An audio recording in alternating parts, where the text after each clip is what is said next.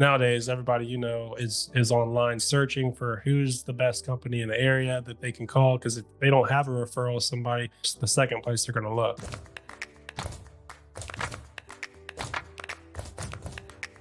And 80% of the time, if you're the fastest to get that quote, you're going to win majority of that business.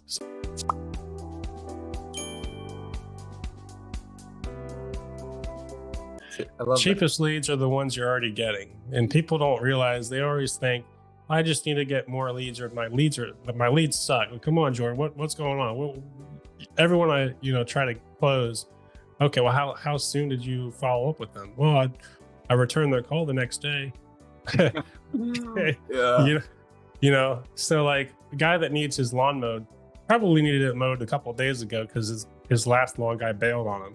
So they're not going to wait around for you to number one, return your call, number two, wait for that quote.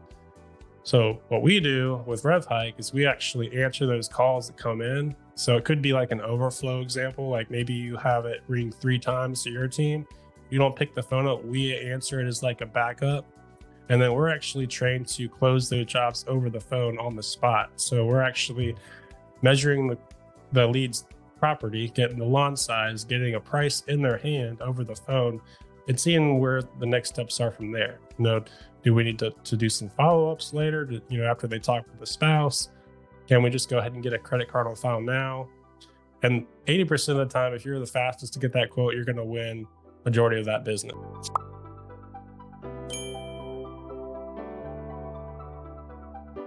So your team answers phones for people.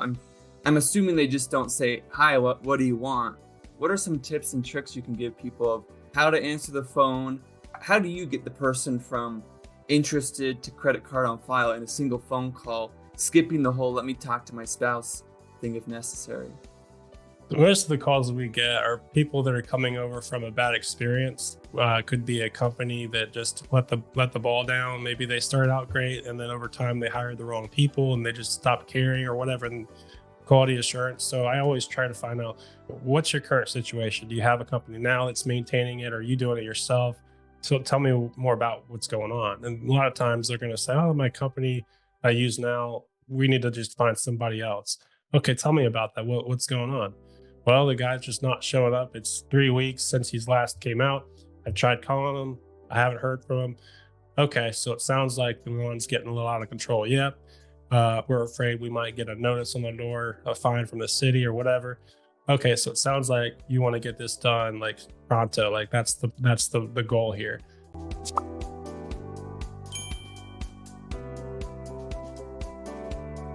Okay, great. So what we do is continue with my pitch, is we have an assigned day of the week.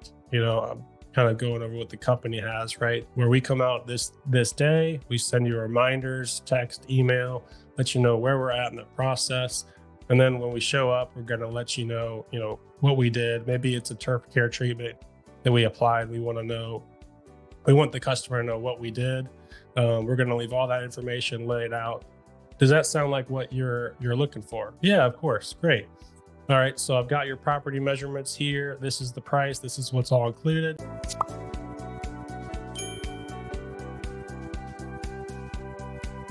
What day of the week can we get started? Thursday or Friday? So this is an assumed close. So rather than asking, does that sound good to you? What day of the week would work best? Tomorrow or Friday? Whatever that day is.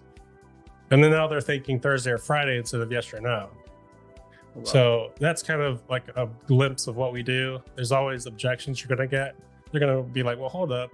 I need to think about this.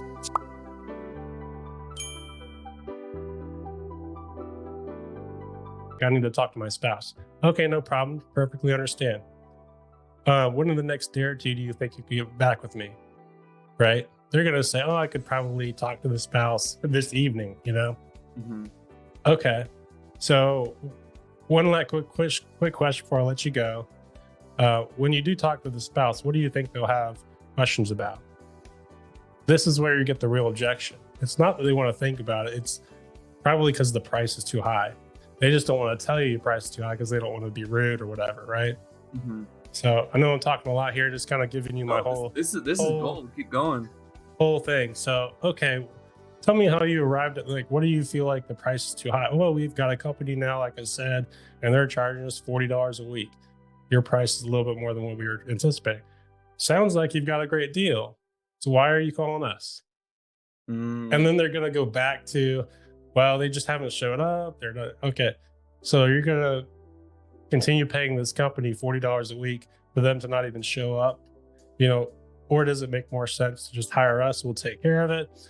The peace of mind, your lawn's going to get mowed. You're not going to get fined. Realistically, you tell me what's more expensive, you know, and you kind of get them into that framework thinking like instead of price based thinking, they're thinking about solutions and how we can solve their problem. I love that. Yeah. Yeah.